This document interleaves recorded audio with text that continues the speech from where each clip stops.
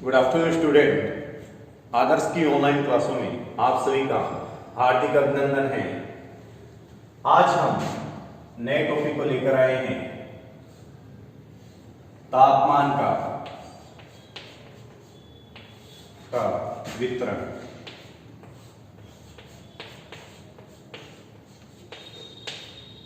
तापमान का वितरण। देखो बेटा, तापमान के वितरण हमेशा ध्यान रखना बेटा अक्षांश रेखाओं पर निर्धारित होता है, क्योंकि अक्षांश रेखा है। इस चीज को डायग्राम को आप समझ लीजिएगा, पहले फिर थ्योरी लिखवा दूंगा मैं साथ में। ये जो अर्थ है, अर्थ की जो मिड में, यानी जो ग्लोब है, ग्लोब के मिड में 0 डिग्री, कितने डिग्री? 0 डिग्री। 0 डिग्री जो रेखा होती है, उस रेखा को हम क्या बोलते हैं बेटा? इक्वेटर बोलते हैं या भूमध्य रेखा बोलते हैं। भूमध्य रेखा क्या बोलते हैं? भूमध्य रेखा बोलते हैं 0 डिग्री को। 23.5 डिग्री, 23.5 डिग्री नॉर्थ क्या बोलते हैं? कर्क रेखा। कर्क रेखा।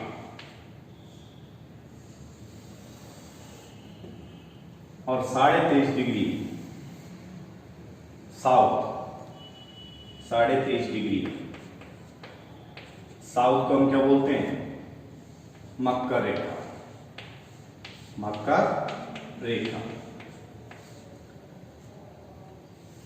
साथ साथ डायग्राम बना लेना बेटा अपने नोट्स के अंदर। नोट्स में बनाते रहोगे तो किसी प्रकार की दिक्कत नहीं होगी। तो 66.5 डिग्री जो साउथ है, उसको अंटार्कटिका रेखा,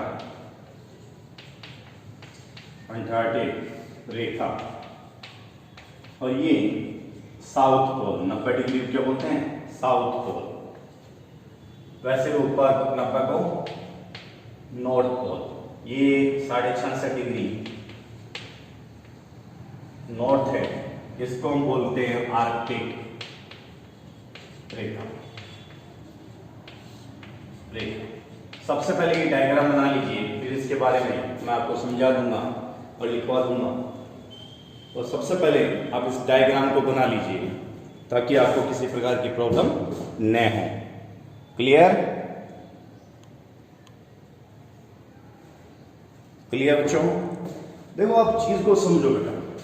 सबसे पहले जो भूमध्य रेखा है, भूमध्य रेखा के ऊपर तापमान क्या रहता है? ज्यादा रहता है। विश्व का सबसे ज्यादा तापमान और सबसे ज्यादा रेनफॉल कहां पर होती है? इक्वेटर के ऊपर होती है, भूमध्य रेखा पर होती है।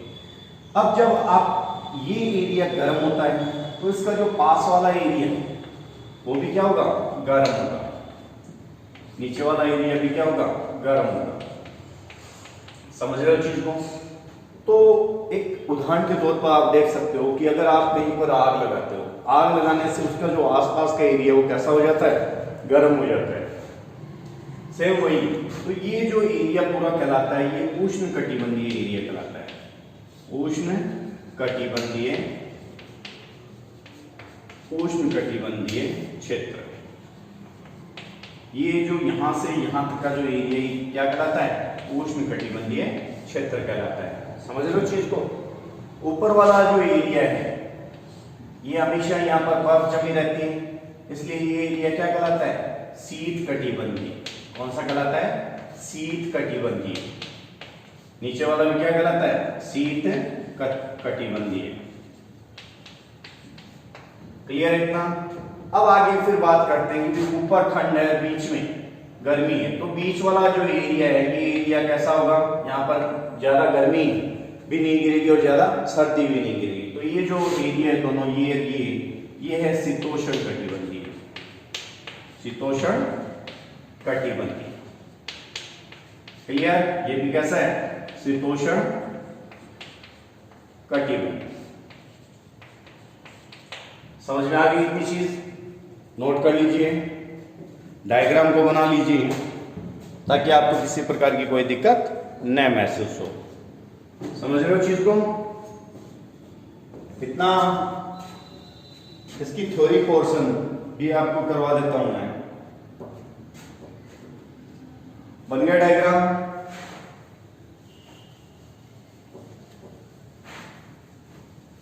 ये चीज समझ लिया। अब इसके बारे में हम साथ साथ समझ भी लेते हैं और लिख भी लेते हैं। तो आपको सबसे पहले लिखिए पृथ्वी तल पर तापमान का, पृथ्वी तल पर तापमान का, पृथ्वी तल पर तापमान का, नोट कीजिए पृथ्वी तल पर तापमान का वितरण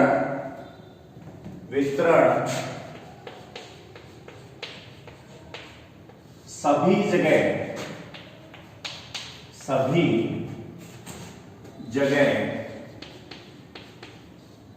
समान नहीं रहता है, समान नहीं रहता है। तापमान का वितरण सभी जगह समान नहीं रहता है। तापमान के वितरण पर, तापमान के वितरण पर, तापमान के वितरण पर, तापमान के वितरण पर अन्य कारकों की अपेक्षा, अन्य कारकों की अपेक्षा अक्षांश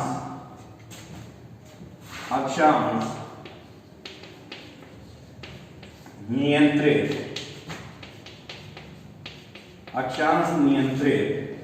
करता है, अक्षांश नियंत्रित करता है। सर्वाधिक जो नियंत्रण होता है वो अक्षांश के द्वारा होता है। प्राचीन यूनानवासियों, प्राचीन यूनानवासियों को ज्ञान था कि, प्राचीन यूनानी वासियों को ज्ञान था कि भूमध्य रेखा पर, कि भूमध्य रेखा पर सर्वाधिक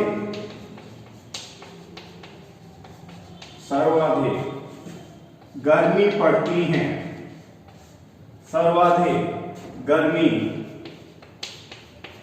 पड़ती है।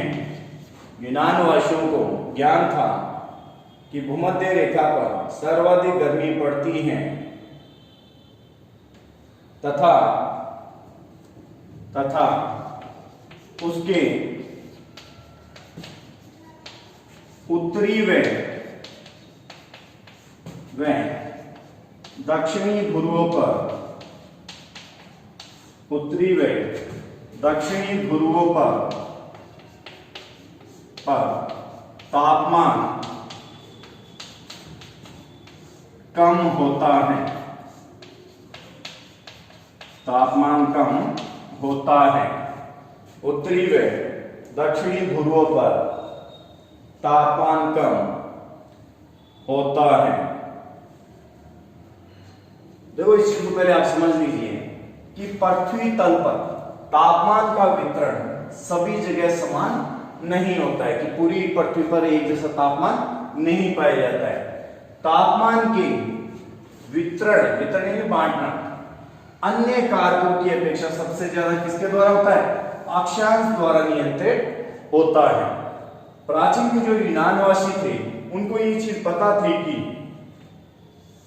भूमध्य रेखा के ऊपर सबसे ज्यादा गर्मी पड़ती है तथा उसके उत्तरी व दक्षिणी, जो अपन ने अभी डायग्राम के अंदर बात की थी कि उत्तरी व दक्षिणी ध्रुवों पर तापमान हमेशा क्या रहता है बेटा? कम होता है। तो सबसे पहले इतना नोट कर लीजिए, उसके बाद आगे बात करते हैं।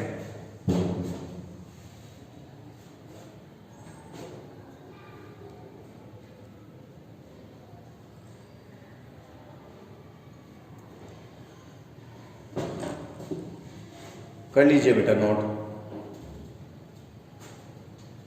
हो गया नोट? आगे चले।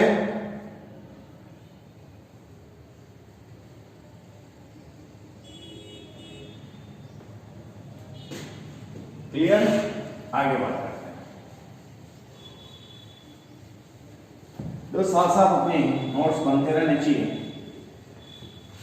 साथ साथ नोट्स तैयार करेंगे तो आपको भी किसी प्रकार की कोई दिक्कत नहीं होगी। इसके आधार पर आगे बात करते हैं। इसी आधार पर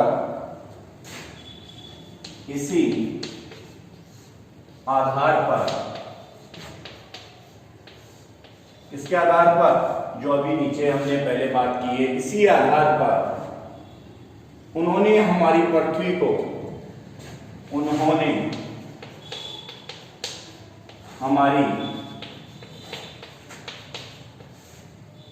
पृथ्वी को 5 कटिबंधों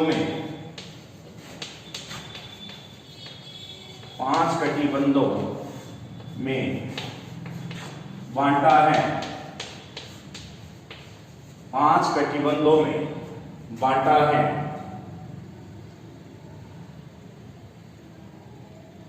हम प्राय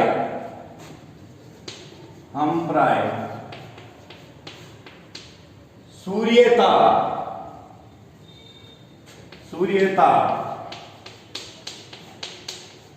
व तापमान को पर्यायवाची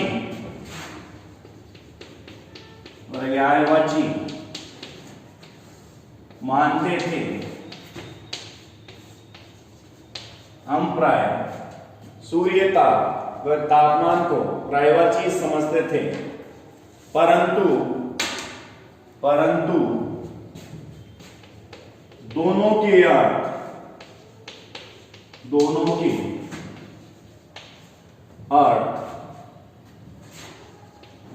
भिन्न हैं। दोनों के अर्थ भिन्न हैं, क्योंकि तापमान अलग और सूर्यताप अलग है। फिर भी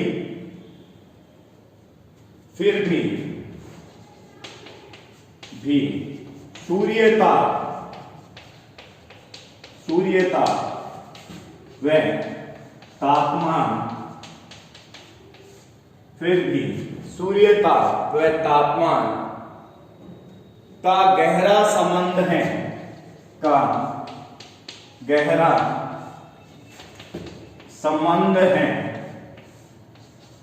सूर्यताप व तापमान का गहरा संबंध है, क्योंकि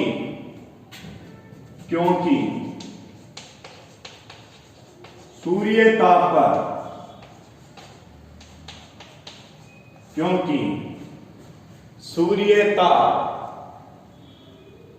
पर तापमान निर्भर करता है।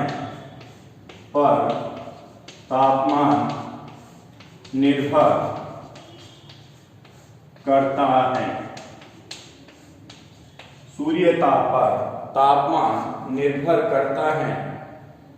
यहां तापमान का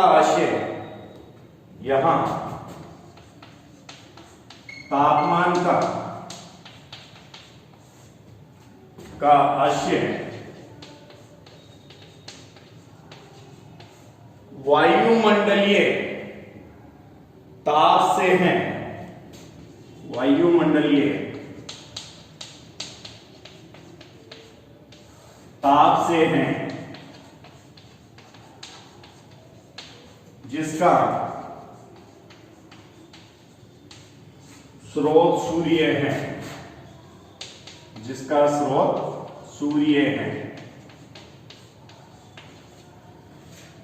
लिख लीजिए बेटा।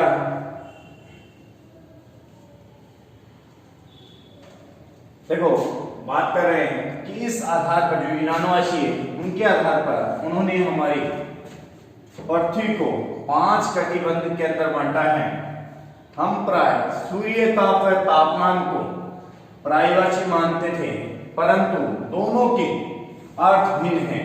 फिर भी सूर्यताप तापमान का गहरा संबंध है, क्योंकि सूर्यताप तापमान पर निर्भर करता है। यहां तापमान का आशय वायुमंडलीय ताप से है, जिसका स्रोत सूर्य है। जिसका स्रोत क्या है बेटा? सूर्य है। तो नोट कर लीजिए आप। हो गया नोट? आगे बात करें।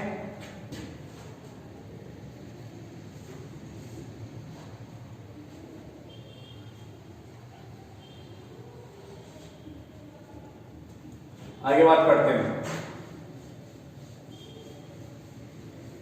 जो कटिबंध के अंदर आप अगर 3 लिखो तो भी चलता, कोई इश्यू वाली बात नहीं है, लेकिन इन्होंने 5 के अंदर बांटा है, तो वो चीज आपको बस थोड़ी सी ध्यान में रख लेनी है। ठीक है, इसमें कंफ्यूज होने की आपको जरूरत नहीं है। अब जो आपके सिलेबस के अंदर वो चीज साथ में दे रखी है, वो दे रखा है पहला टॉपिक तापमान का क्षैतिज वितरण। तापमान का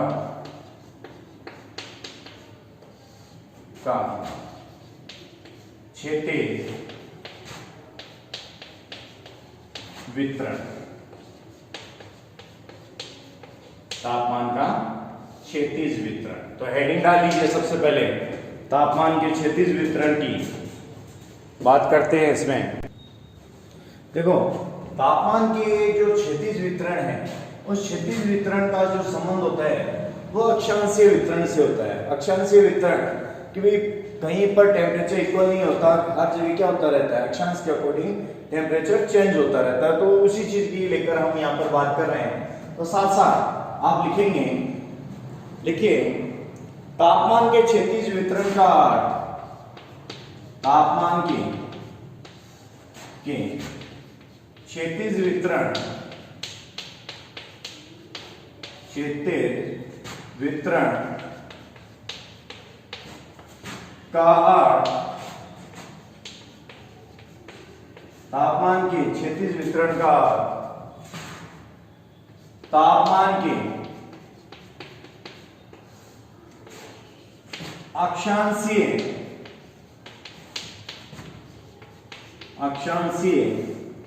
वितरण से है।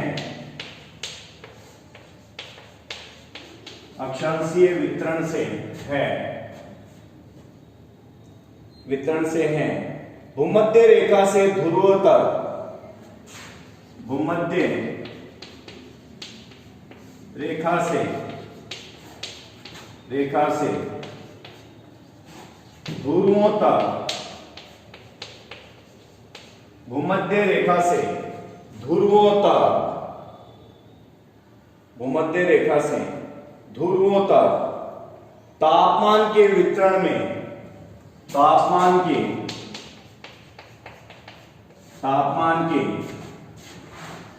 वितरण में परिवर्तन आता रहता है।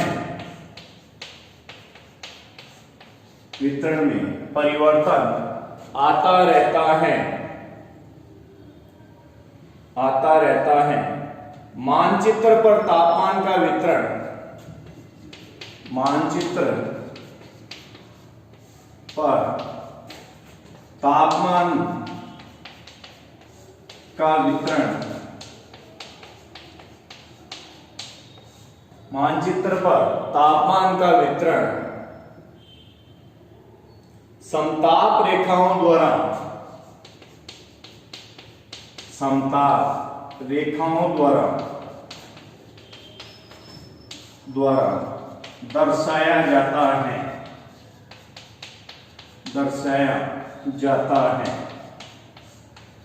तो समताप रेखाएं क्या होती हैं? समान तापमान को मिलाने वाली रेखाएं क्या कहलाती हैं? समताप रेखाएं कहलाती है। तो पहले इतना समझ लीजिए, आगे उस चीज पे बात कर लेते हैं।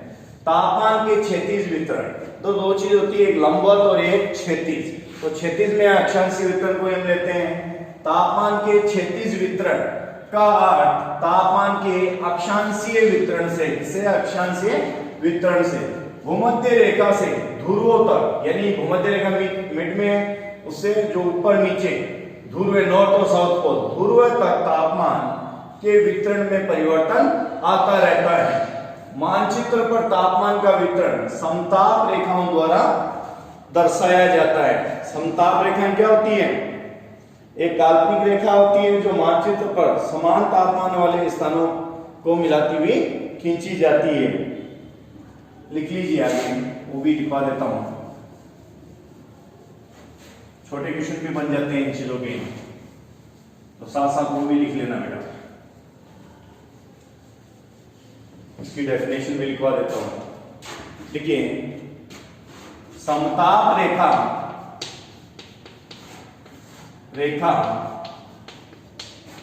वह काल्पनिक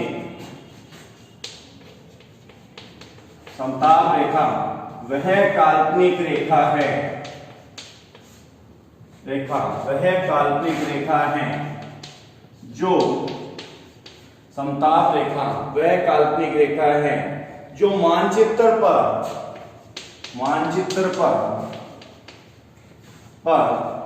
समान तापमान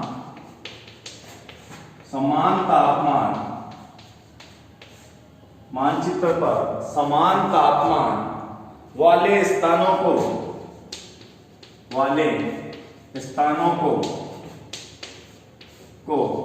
मिलाती हुई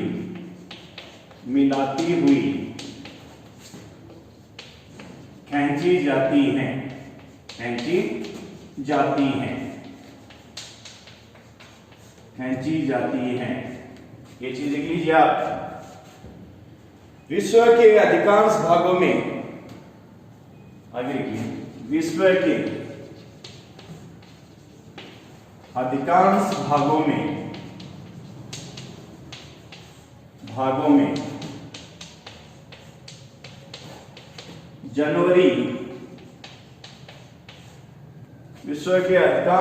में जनवरी तथा जुलाई के महीने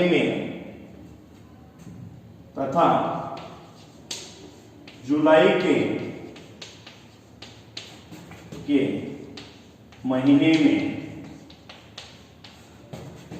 न्यूनतम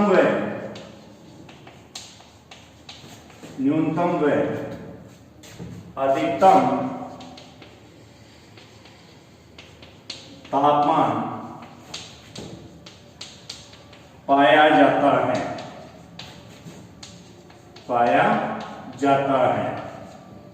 लिख लीजिए, पाया जाता है।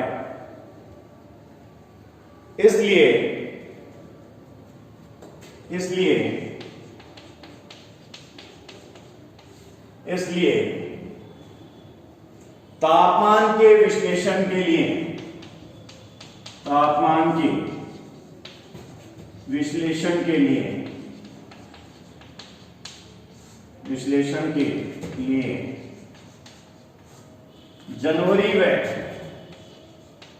जनवरी व जुलाई महीना लिया जाता है। जनवरी व जुलाई महीना लिया जाता है। क्योंकि समताप रेखा की अपनी बात हुई कि वह काल्पनिक रेखा जो मानचित्र पर समान तापमान को वाले स्थानों को मिलाती है, वो कौन सी रेखा होती है? समताप रेखा होती है। क्लियर? अगर विश्व के अधिकांश भागों में जनवरी व जुलाई महीने में न्यूनतम व अधिकतम तापमान पाया जाता है, इसलिए तापमान के विश्लेषण के लिए, तापमान के जो विश्लेषण करते हैं उसके लिए हम जनवरी और जुलाई महीने को लेते हैं। तापमान के विश्लेषण के लिए कौन सा मंथ को लेते हैं बेटा? जनवरी और जुलाई महीने को हम लेते हैं। ये चीज नोट कीजिए आप। तापमान के विश्लेषण के लिए जनवरी व जुलाई महीने को हम लेते हैं। समझ रहे हो चीज को? इतनी चीज क्लियर है बेटा? किसी प्रकार की कोई दिक्कत? कंप्लीट? आगे फिर बात करते हैं। नोट कर लिया? तो बेटा साथ साथ नोट्स बनाते चलोगे। आज हमारा दूसरा टॉपिक चल रहा है। कल हमारा सूर्यताप का टॉपिक हो गया है। आज उसी टॉपिक को आगे बढ़ाते हुए दूसरे टॉपिक को आपके जो सिलेबस में दिया हुआ है इसके क्षैतिज वितरण, तापमान का वितरण क्षैतिज हॉरिजॉन्टल वर्टिकल जो दिया हुआ है वही वितरण अपना चल रहा है फर्स्ट यूनिट का। तो हम यहाँ पर सबसे पहले बात कर रहे हैं तापमान के क्षैतिज वितरण की। ध्यान रखना, तो अपने नोट्स प्रॉपर तरीके से आप बनाते रहना। आई थिंक किसी प्रकार की आपको कोई प्रॉब्लम नहीं होगी। क्लियर क्लियर बच्चों?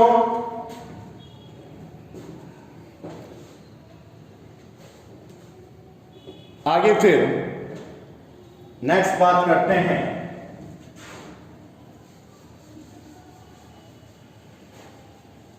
देखो ये पार्ट अपना 2 वीडियो के अंदर आएगा, तो आप बाकी जो बचा हुआ इसका पार्ट है वो इसका जो सेकंड पार्ट आएगा उसके अंदर आपको मिल जाएगा। तो इसलिए आप ढंग से अपने प्रॉपर्ली पर डे वीडियो के द्वारा अपने नोट्स बनाते रहिए। नेक्स्ट बात करते हैं जनवरी की समताप रेखाएं। जनवरी की समताप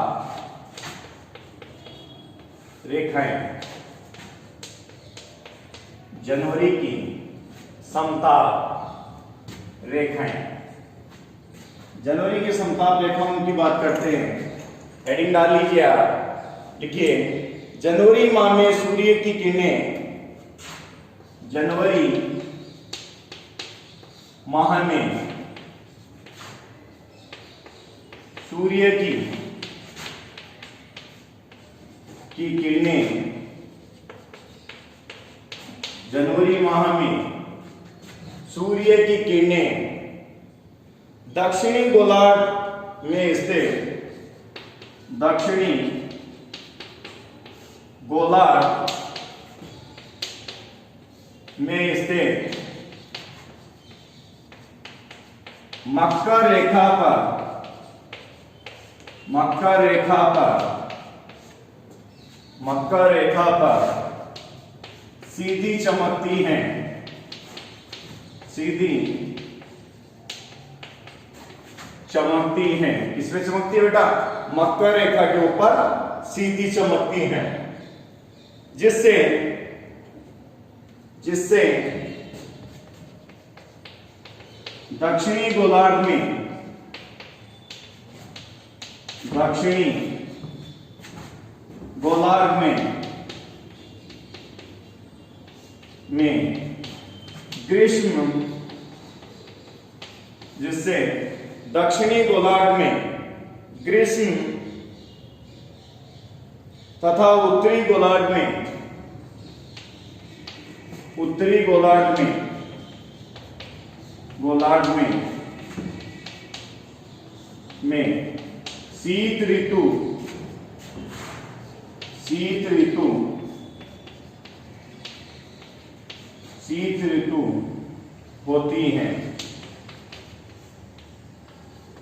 उत्तरी गोलार्ध में शीत ऋतु होती है। अतः दक्षिणी गोलार्ध में, अतः दक्षिणी गोलार्ध में तापमान अधिक, तापमान अधिक, दक्षिणी गोलार्ध में तापमान अधिक तथा उत्तरी गोलार्ध में, तथा उत्तरी गोलार्ध में, उत्तरी गोलार्ध में कम होता है, उत्तरी गोलार्ध में कम होता है। उत्तरी गोलार्ध में तापमान क्या रहता है? कम रहता है।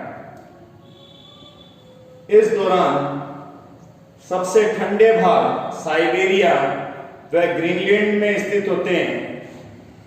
इसके दौरान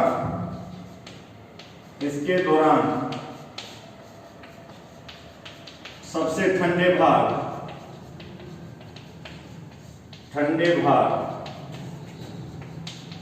साइबेरिया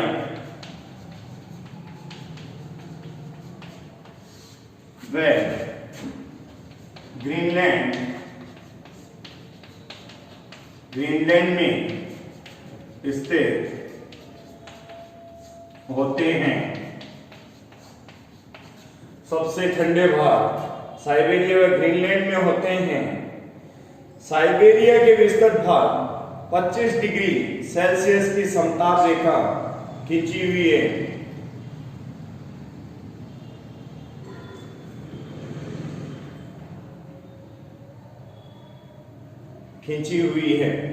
देखो आप इतना ही लिख लीजिए, बेटर है, क्योंकि इस चीज को समझ लीजिए कि जनवरी की समताप रेखा है, क्योंकि जनवरी माह में सूर्य की किरणें, देखो जनवरी मंथ आता है उसमें आप सभी को पता है सूरज कहाँ रहता है, दक्षिणी गोलार्ध में रहता है। दक्षिणी गोलार्ध में स्थित जो मकर रेखा है, आपको बताइए ट्रॉपिकल ऑफ कैप्रिकॉर्न, मकर रेखा के ऊपर चमकता रहता है, सीधा चमकता है, जिसकी वजह से जो दक्षिणी गोलार्ध है उसके अंदर जो गर्मी है तथा उत्तरी गोलार्ध में जिसके अंदर शीत ऋतु पड़ती है, तथा यह आता है दक्षिणी गोलार्ध में तापमान जब क्या रहेगा, अधिक रहेगा, तथा उत्तरी गोलार्ध में कम होता है।